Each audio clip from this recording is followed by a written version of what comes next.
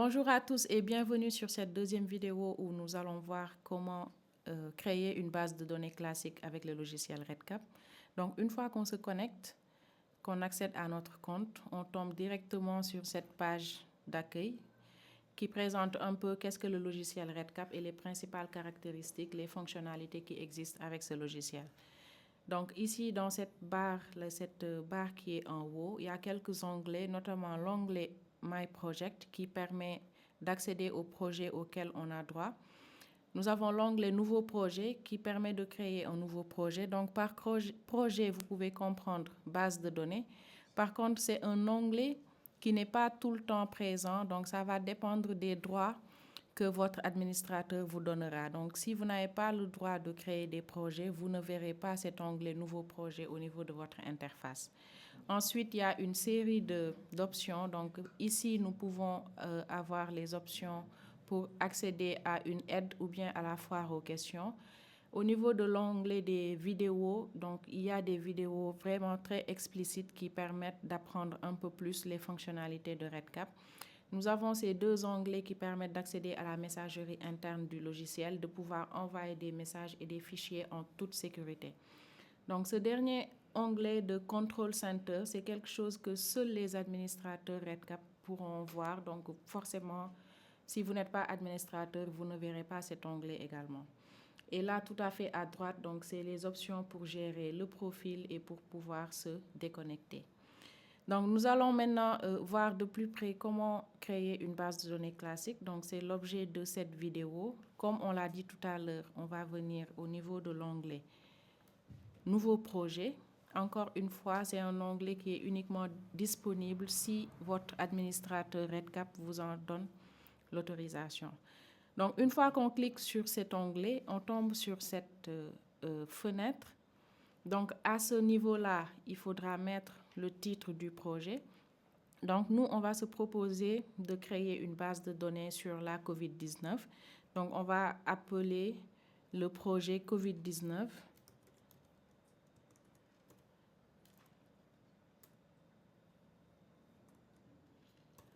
OK.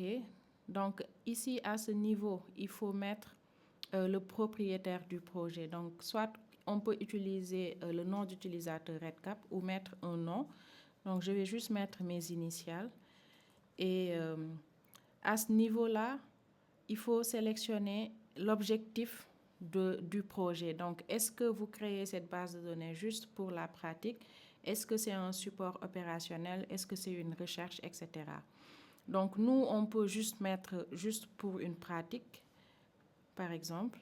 Et là, il y a une case où on peut mettre des notes optionnelles.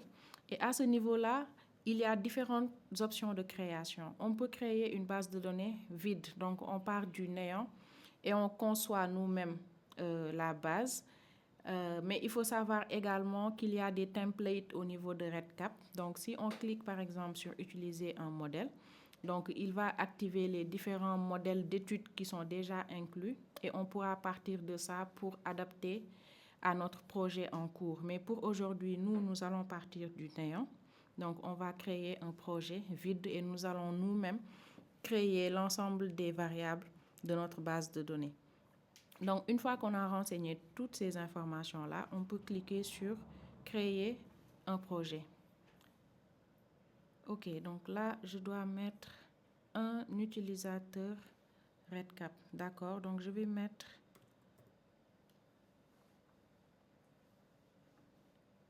voilà. Et on va créer le projet.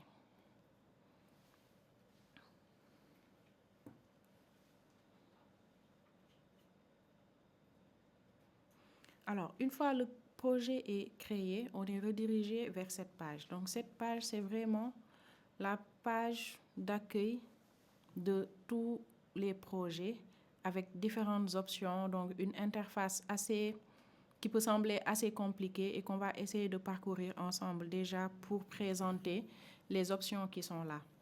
Donc, tout à fait en haut ici, donc là, on a la page d'accueil du projet. Si on clique ici, qui va afficher quels sont les utilisateurs qui ont accès au projet, qui va afficher quand est-ce qu'il y a eu une dernière activité sur le projet, le nombre d'enregistrements, donc quelques résumés sur les données du projet. Donc là, c'est un projet qu'on vient de créer, donc il n'y a encore aucune activité, il n'y a pas d'enregistrement, il n'y a rien.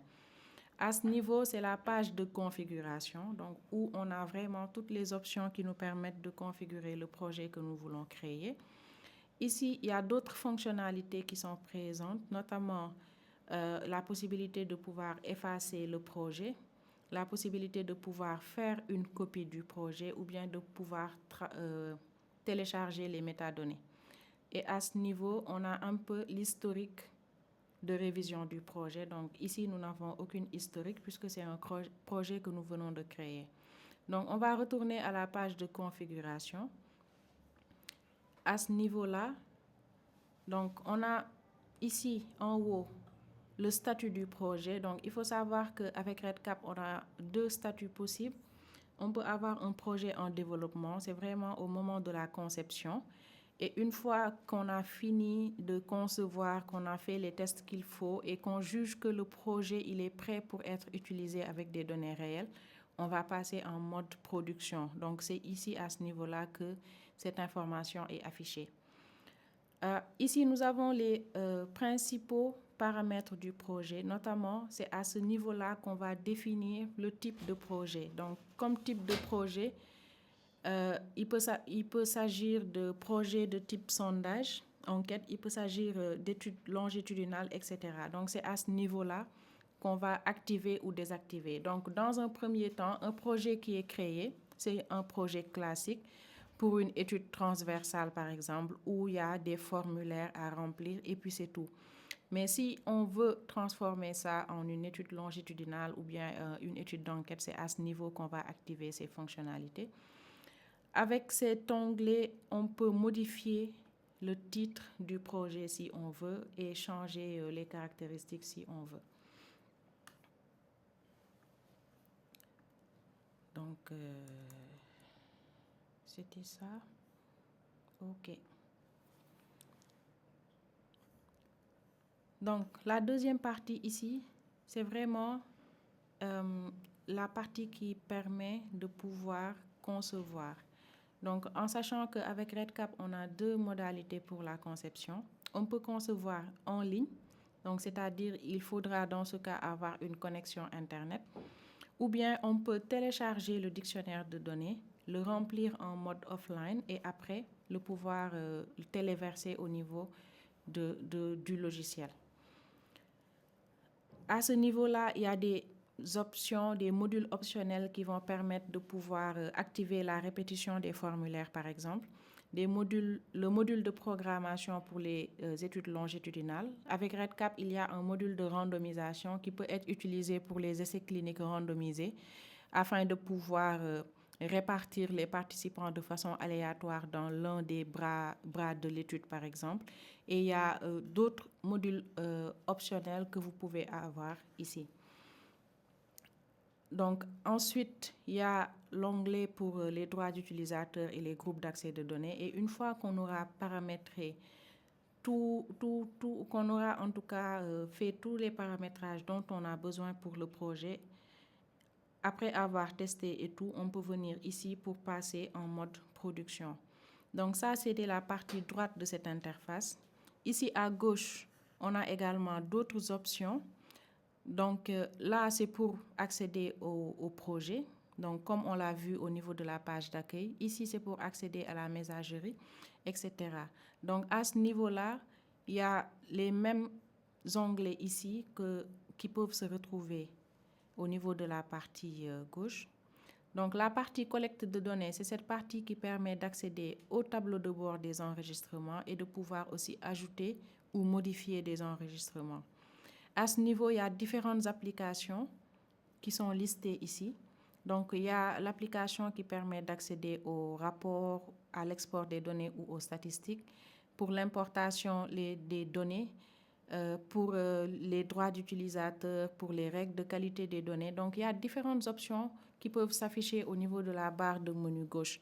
Par contre, ce qu'il est important de souligner ici, c'est que ce sont des options qui peuvent ne pas apparaître au niveau de votre interface parce que certaines options vont apparaître uniquement si le propriétaire du projet vous donne le droit d'y accéder.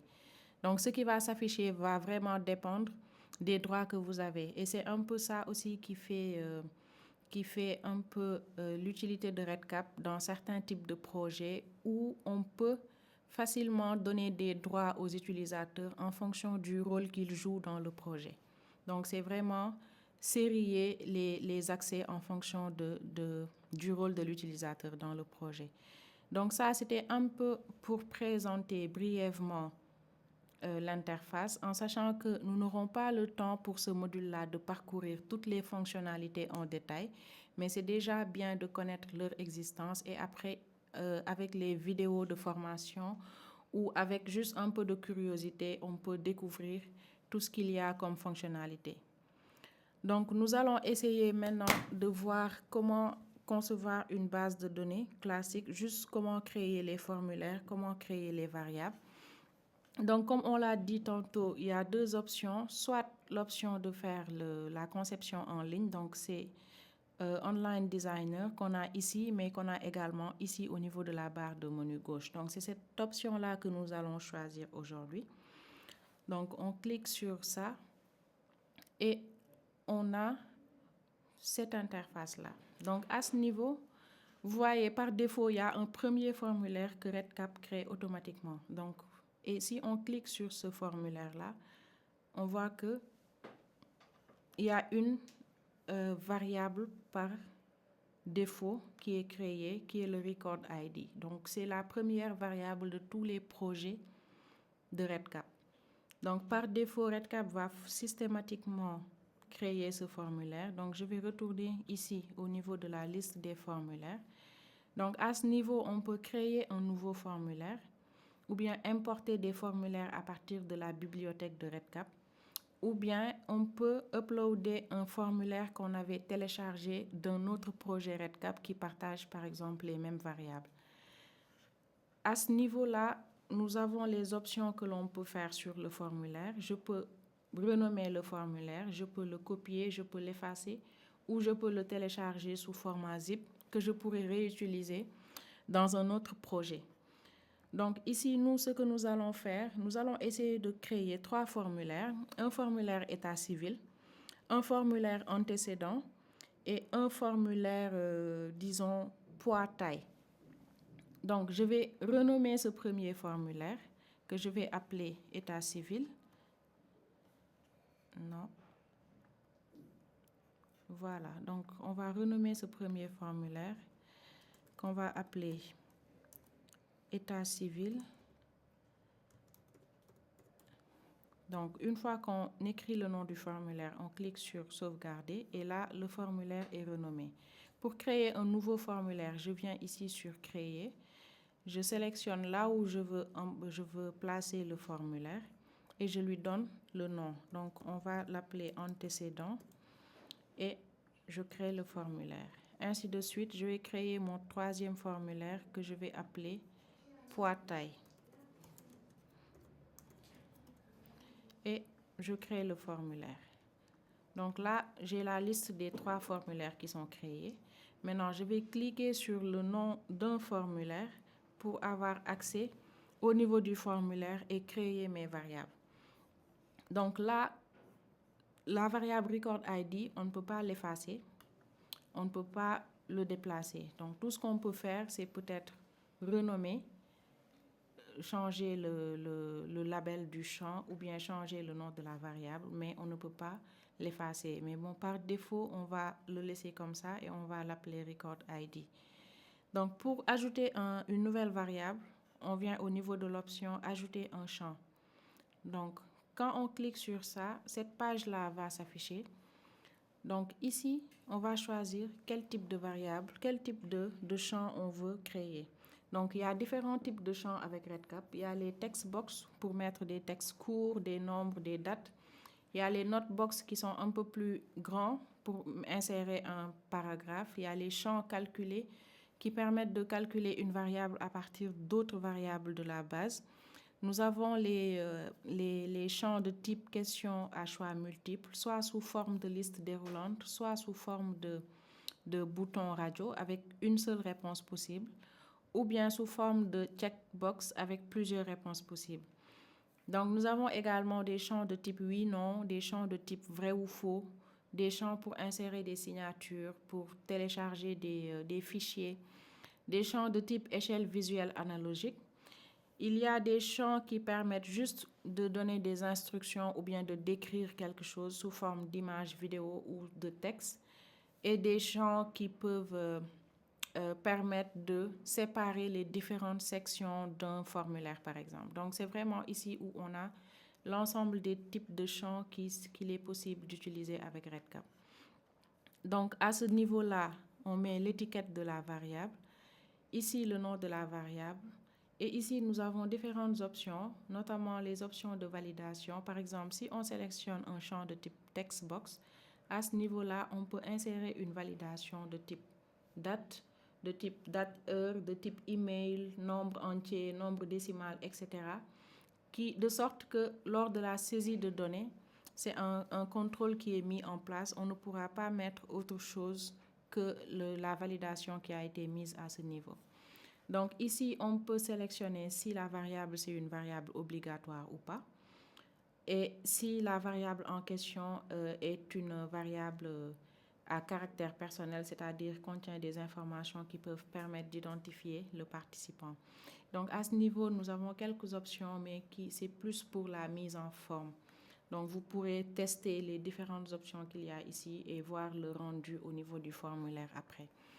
Donc nous sommes au niveau du formulaire état civil. Donc on va essayer juste de créer quelques variables ici, notamment l'âge, le genre, l'origine géographique, pourquoi pas, ou bien la profession. Donc, on va juste essayer de créer quelques variables. Donc, l'âge, pour le nom de la variable, nous pouvons l'appeler âge. Donc, ici aussi, il est laissé le choix au participant de définir lui-même le nom de la variable, ou bien de cocher cette case-là pour que REDCap propose un nom de variable automatiquement en fonction de ce qui est mis ici. Donc, puisqu'il s'agit de l'âge, donc on peut ici mettre une validation, dire on s'attend à avoir un nombre, par exemple. Et si c'est un nombre, on peut même fixer quelle est la limite minimale et la limite maximale pour cette variable. Donc, c'est des éléments qu'on peut mettre en place ici pour déjà contrôler la qualité des données saisies. Si, par exemple, on travaille avec une population pédiatrique, on peut fixer le maximum de l'âge à 15 ans, de sorte qu'on ne pourra pas entrer au niveau de ce champ une valeur qui est supérieure à 15, par exemple. Donc, on peut se dire que c'est un chat qui est obligatoire et après, on valide. Donc là, on a la variable âge qui est créée. Donc, on va faire pareil pour la variable genre. Donc là, ce sera une question à choix multiple avec une seule réponse possible. Donc, on va choisir bouton radio. Donc, toujours l'étiquette de la variable genre, le nom de la variable, je l'appelle genre aussi. Et c'est une variable obligatoire. Et à ce niveau-là, on va mettre les modalités de la variable. Donc là, c'est vraiment pour les variables qualitatives avec plusieurs modalités. Donc là, on peut se dire qu'on a deux modalités, c'est masculin ou féminin. Et voilà. Et pour ces types de variables, REDCap va automatiquement proposer un codage. Par défaut, 1, 2, 3, 4, etc. en fonction du nombre de modalités. Mais vous avez la possibilité de choisir le type de codage que vous voulez. Je peux choisir par exemple de remplacer 1 par 0 si je veux et de remplacer ici 2 par 1. Donc c'est vraiment laissé au choix de l'utilisateur de choisir les codes qu'il veut. Et le code peut ne pas être forcément un chiffre, ça peut être aussi une lettre, etc. Donc je vais remettre 1 et 2. On laisse comme ça. Et on peut sauvegarder. Et là, vous voyez, la variable genre a été créée. Donc, c'est vraiment la même façon qu'il faut faire pour créer l'ensemble des variables. Et juste pour toucher un mot Un autre type de champ qui est possible avec REDCap, c'est les matrices de champ. Donc les matrices, c'est vraiment utilisé lorsque nous avons plusieurs variables qui partagent les mêmes modalités. Donc je vais peut-être essayer de faire ça au niveau de... On va retourner au niveau du formulaire antécédent, par exemple. Donc dans ce formulaire, on se dit qu'il est question de recueillir les antécédents médicaux des participants. Donc, on va demander aux participants, par exemple, les comorbidités, qu'il s'agisse d'hypertension artérielle, de diabète, d'obésité ou d'autres comorbidités. Donc, toutes ces variables-là vont partager les mêmes modalités, notamment oui, non. Plutôt que de créer les variables une à une, on peut choisir de créer une matrice de champs. Donc, ici, on peut donner un titre à la matrice. Donc, on peut l'appeler comorbidité si on veut. Comorbidité si on veut. Et donc, c'est ici qu'on va mettre les étiquettes pour les différentes comorbidités qu'on veut utiliser. Donc, nous, on se dit qu'on va rechercher s'il y a une HTA. Donc, on va appeler la variable HTA. On peut cocher cette case pour dire que c'est un champ qui est obligatoire. Ici, on clique ici pour ajouter une autre ligne. Donc, pour ajouter une autre comorbidité, on va rechercher s'il y a le diabète. Donc, on peut appeler la variable diabète si on veut et cocher. Peut-être juste une chose qu'il faut souligner, que j'ai oublié de dire, pour les noms de variables, on ne peut pas avoir de lettres majuscules, donc il faut que ça soit uniquement des minuscules. Les caractères spéciaux ne sont pas autorisés, il n'y a que le tiré du 8 qui est autorisé, donc les accents ne sont pas autorisés également. Une autre comorbidité, on dira obésité. Obésité, donc c'est une variable obligatoire, donc etc. On pourra ajouter autant de lignes que nous voulons. Donc tous ces trois variables-là partagent les mêmes modalités, donc on va se dire 1 pour oui et 0 pour non. Et on peut rajouter par exemple 9 pour ne sait pas. Juste, donc ce sont des variables qualitatives avec trois modalités, oui, non, ne sait pas. Donc ici, on peut donner le nom. De la même façon que les variables, il y a des noms de variables. Pour les matrices, les champs de type matrice aussi, il faut donner un nom. Donc on va l'appeler aussi comorbidité si on veut ou un autre nom. Et on clique sur sauvegarder. Et là, comme vous le voyez, c'est comme si c'est trois variables qui ont été créées en même temps. Donc, c'est comme ça qu'il faut faire. Maintenant, peut-être on peut aller au niveau du formulaire poids-taille. On va voir là-bas un autre type de champ qui est un peu différent de ce que nous avons vu jusque-là. Donc, comme d'habitude, on clique, donc je retourne ici, on clique sur le nom du formulaire et on a cette page qui apparaît. On clique sur ajouter un champ. Donc là, on veut calculer l'indice de masse corporelle.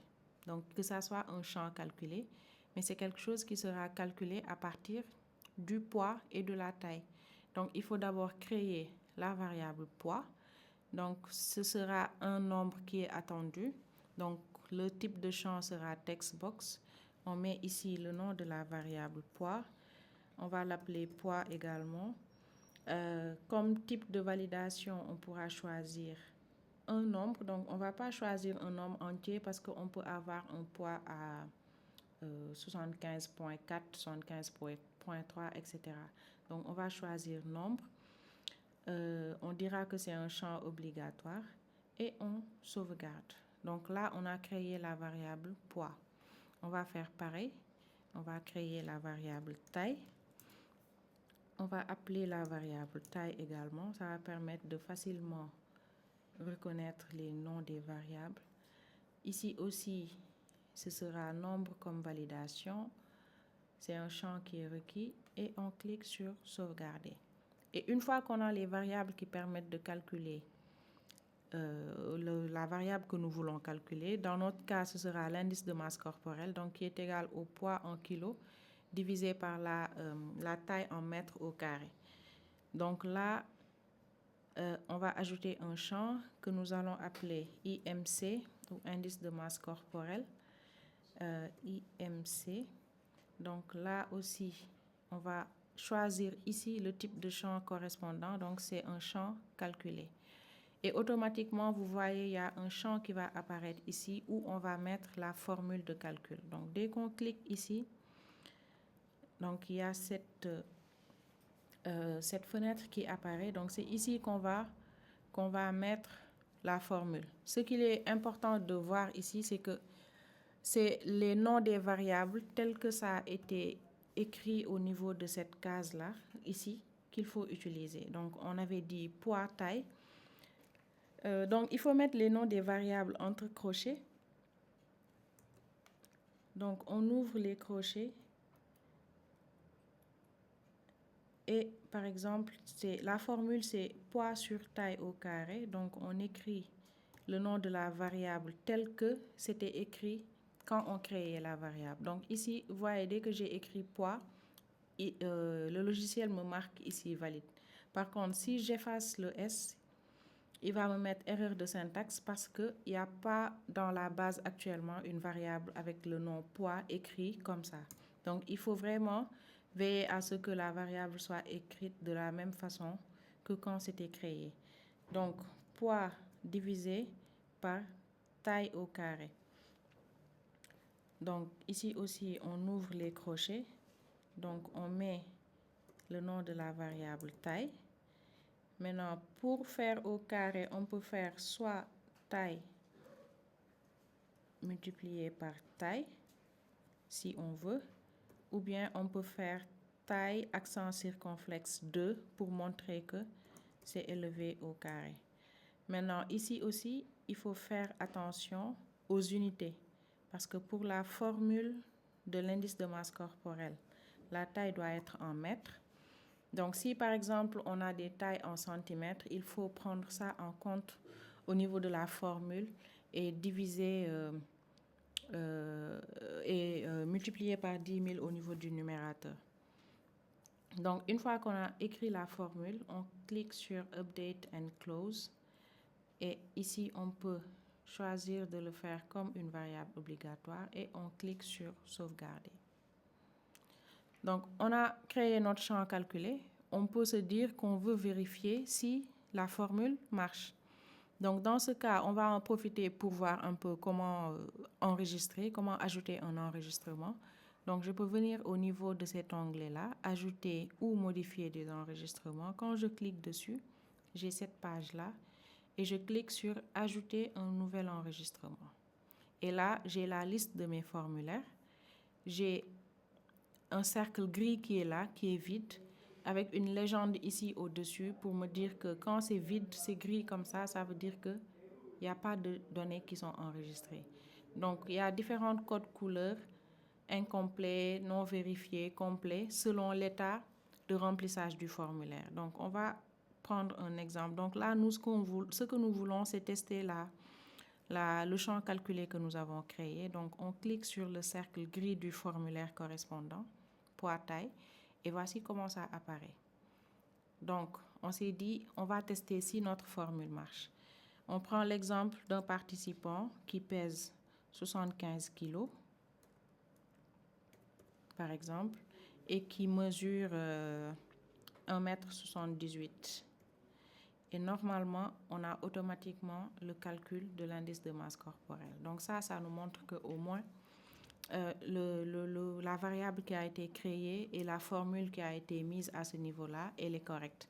Ici, nous voyons que nous avons plusieurs chiffres après la virgule. Il y a une option au niveau de la formule pour demander à REDCap de réduire à 1, 2, 3 chiffres après la virgule selon ce qu'on veut. Donc, pour pouvoir, si on considère que le formulaire, il est OK, il est rempli, on peut ici choisir de le mettre complet. Et dans ce cas, le cercle qui était gris va devenir vert.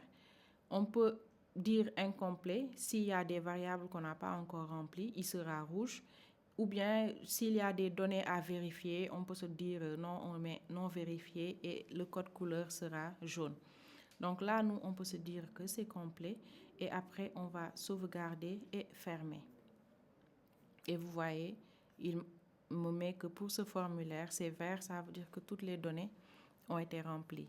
Donc ça, c'était juste non seulement pour tester la variable champ calculé que nous avons créé, mais également, c'était un moyen de voir en même temps comment ajouter un nouvel enregistrement.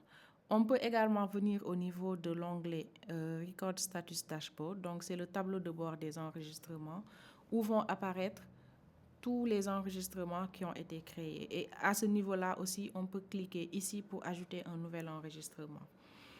Donc, on va fermer cette parenthèse. On va revenir au niveau de la conception pour voir juste quelques autres caractéristiques. Donc, là, si on revient sur un des formulaires, donc on va revenir sur état civil par exemple, vous pouvez voir que ici à ce niveau-là, il y a quelques icônes que vous voyez. Donc, il y a un crayon jaune qui permet de modifier la variable. Donc, toute modification qu'on veut apporter à une variable, on clique sur ce crayon jaune-là. Il va rouvrir la variable et on peut apporter toutes les modifications que nous voulons. Donc, il y a ces deux flèches vertes-là qui permettent de mettre en place ce qu'on appelle des branchements logiques. Donc, les branchements logiques, leur intérêt, c'est de pouvoir afficher de façon conditionnelle les variables. Si nous prenons par exemple, c'est un exemple qui avait été donné dans le cours sur la conception des bases de données. On prend l'exemple d'une variable qui demande si le participant est enceinte ou pas. Donc, sachant que seules les femmes peuvent être enceintes, c'est une variable que nous pouvons mettre en place un branchement logique pour dire au logiciel, cette variable-là, il faut me l'afficher uniquement si la variable genre est égale à féminin. Et donc, pour tous les participants masculins, cette variable ne sera pas du tout affichée au niveau de la base de données. Donc, nous verrons peut-être après un exemple pour ça. Donc, cette icône-là permet de copier, donc de dupliquer une variable. Cette icône permet de déplacer une variable. Si par exemple, je crée ici une variable et je me rends compte que non, cette variable devrait être plutôt déplacée plus loin dans un formulaire ou bien dans un autre formulaire, donc je clique sur cet onglet, je lui dis il faut aller me le positionner après telle variable. Donc, on choisit la place où on veut localiser cette variable-là et après, on clique sur déplacer le champ pour que ça soit déplacé à l'endroit où on veut. Et enfin, la croix rouge là permet de supprimer une variable. Donc, voilà, c'est les différentes options que nous pouvons faire au niveau d'une variable. On va peut-être voir rapidement juste un exemple de branchement logique qu'on peut faire. Par exemple, ici, je peux créer une variable grossesse oui ou non, par exemple. Donc, je mets grossesse. Donc, je l'appelle grossesse, la variable. Donc là, je l'écris en majuscule, mais dès que je sors, le logiciel va le mettre automatiquement en minuscule parce que les majuscules ne sont pas autorisées pour les noms de variables. Donc, c'est une variable avec deux modalités, oui, non. Donc, je vais choisir un champ de type radio-bouton. Donc, je mets toujours 1, oui, et 0, non. Donc, c'est les deux modalités de la variable. Ici, il est important de retenir pour chaque variable quel est le code qui correspond parce qu'on en aura besoin pour les branchements logiques. Donc, on se dira que c'est une variable qui est obligatoire et voilà, là, on peut cliquer sur enregistrer. Maintenant, comme on a dit, cette variable, elle n'a d'intérêt que si on s'adresse à une femme. Donc, on va créer pour cette variable-là une règle. Donc, on va lui dire, cette variable-là, il faut me montrer ça seulement si la variable genre est égale à féminin. Donc, tout à l'heure, variable genre, on avait 1 égale masculin, 2 égale féminin. Donc, on va mettre ici le nom de la variable. Je pense qu'on l'avait appelé genre. Et on met égal. et on met entre guillemets, simple ou double, le code de la modalité. Donc, nous montrer ça seulement si genre égale 2, parce que c'est 2 qui correspond à féminin.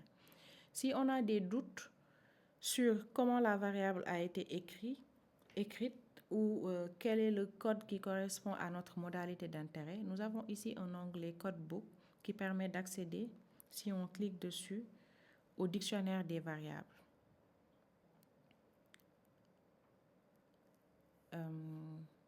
D'accord, il y a la connexion qui est un peu, voilà, là c'est bon. Et ici, nous avons le dictionnaire des variables qui présente pour chaque variable créée le nom de la variable tel que c'est écrit et les différents codes qui ont été utilisés pour coder. Donc, si on ne se rappelle pas, on ne va pas se casser la tête, on clique sur Codebook, on va venir juste prendre ça, copier et venir le coller à ce niveau-là. Voilà, donc on aura le nom de la variable et le code qui correspond. Et on clique sur Update et Save. Donc là aussi, une fois qu'on a créé notre branchement logique, on peut se dire, OK, je vais aller vérifier si le branchement, il marche. Donc on retourne ici, on va venir à ajouter un nouvel enregistrement. Je peux soit sélectionner l'enregistrement que j'avais déjà créé tout à l'heure, ou bien créer un nouvel enregistrement, par exemple. Donc, je viens à état civil. Je me dis, OK, vous voyez, là, il n'y a que âge et genre qui sont affichés. La variable grossesse n'est pas affichée. Donc, je lui dis, OK, j'ai 34 ans et je suis une femme. Et automatiquement, la variable grossesse va apparaître. Et si on clique sur masculin, la variable va être cachée. Donc, ça sert un peu à ça, les branchements logiques. Donc, on peut enregistrer et voilà, on peut revenir encore à la conception. Donc, je pense que là, nous avons vu comment créer un formulaire, comment créer une variable, quels sont les différents types de variables que nous pouvons créer, comment mettre en place une logique pour un affichage conditionnel des variables. Et je pense qu'on peut retourner à la page de configuration du projet pour voir rapidement quelques options, notamment l'option de répétition des instruments. Donc, il faut savoir que on a la possibilité sur un formulaire d'activer une option de répétition.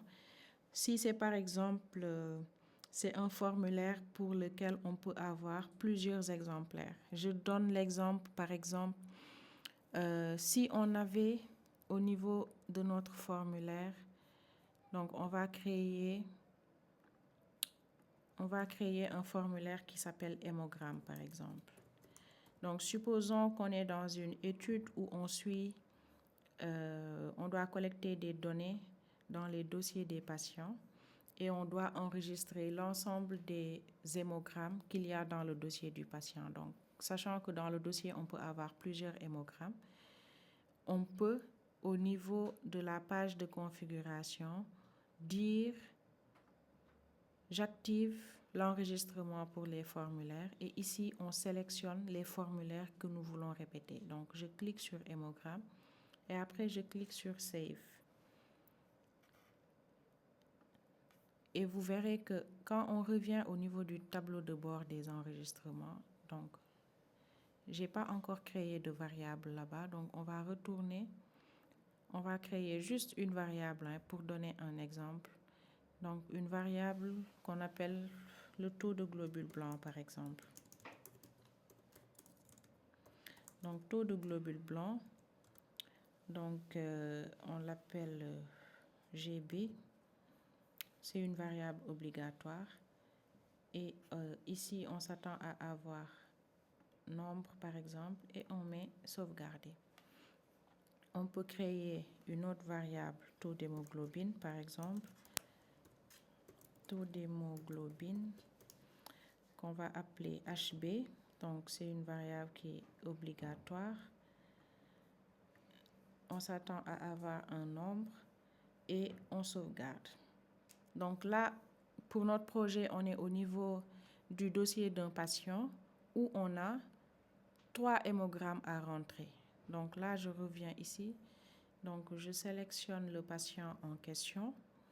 Et voilà, donc j'ai un premier hémogramme où j'ai un taux de globules blancs à 4200 cellules par millimètre cube, un taux d'hémoglobine à 10,5 grammes par décilitre et je sauvegarde. Et vous voyez ici, il y a un signe plus qui apparaît. Donc, si je veux saisir les informations pour un deuxième hémogramme, je clique juste sur le signe plus et il va m'ouvrir un nouveau formulaire où je vais mettre les résultats du deuxième hémogramme où, par exemple, le patient est passé de 4000 têtes à 10 500 globules blancs et le taux d'hémoglobine est passé de 10,5 à, disons, 9,8, etc. Donc, je dis OK, c'est complet et je sauvegarde. Donc, ça sert un peu à ça, les formulaires répétés.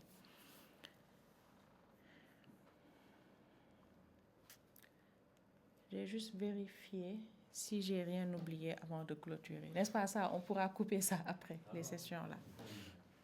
Il faut t'annoncer quand même, hein. Tu ne t'annonces pas et puis tu fais le break comme ça. Et c'est toi qui parles là?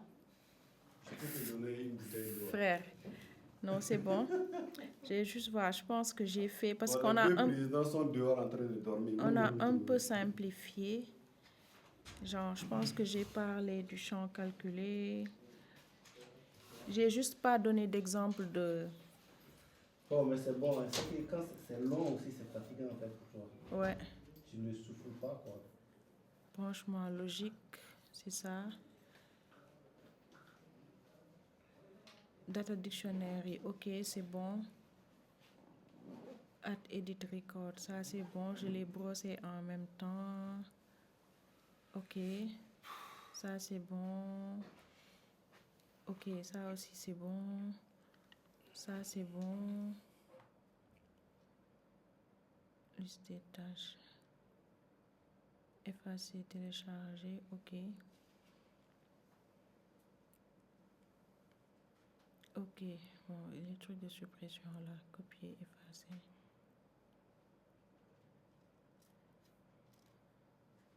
Ok, bon, je pense que, ouais, hein. Je pense que pour longitudinal, après là, c'est Amadou qui va galérer avec longitudinal et survey. Tout ça, c'est lui.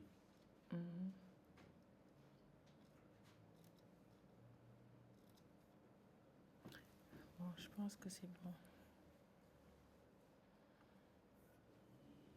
C'est bon. Je vais juste conclure. Ok. Mais à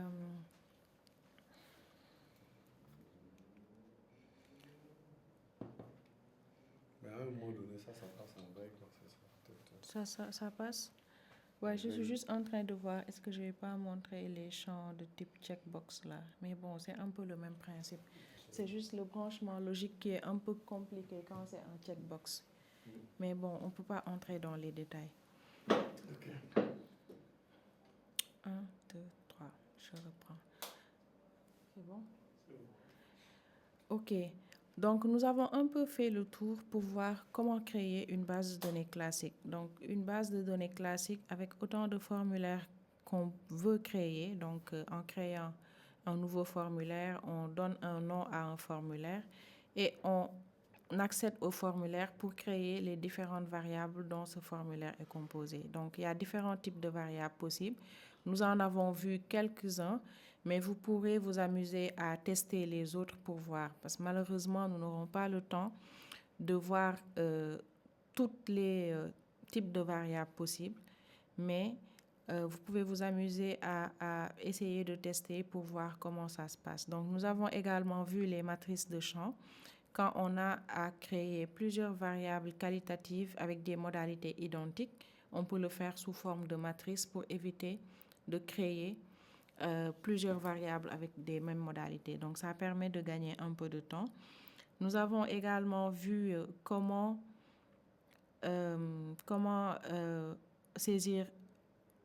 créer un nouvel enregistrement et saisir des données, comment mettre en place des branchements logiques pour que telle variable apparaisse en fonction d'une valeur donnée à une autre variable. Et nous avons également vu comment activer la répétition d'un formulaire. Donc, c'est vraiment quelques options basiques. Et encore une fois, c'est loin d'être l'ensemble des options qui sont disponibles sur REDCap.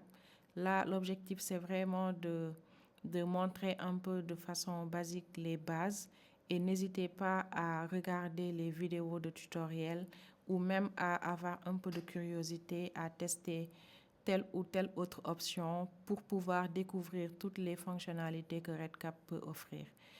Donc, dans une prochaine vidéo, nous allons essayer de voir à partir d'un projet classique créé comme ça, comment activer les fonctionnalités qui permettent de passer vers un projet de type longitudinal où des participants seront suivis et il y aura plusieurs contacts avec ces participants-là, ou bien comment paramétrer ce projet classique sous forme de sondage avec la possibilité d'avoir un lien qu'on peut envoyer à tout le monde ou bien mettre en public au niveau d'un site et les participants pourront répondre aux questions du sondage et les réponses seront enregistrées au niveau de la base de données. Merci beaucoup et à très bientôt sur une prochaine vidéo avec le logiciel REDCap.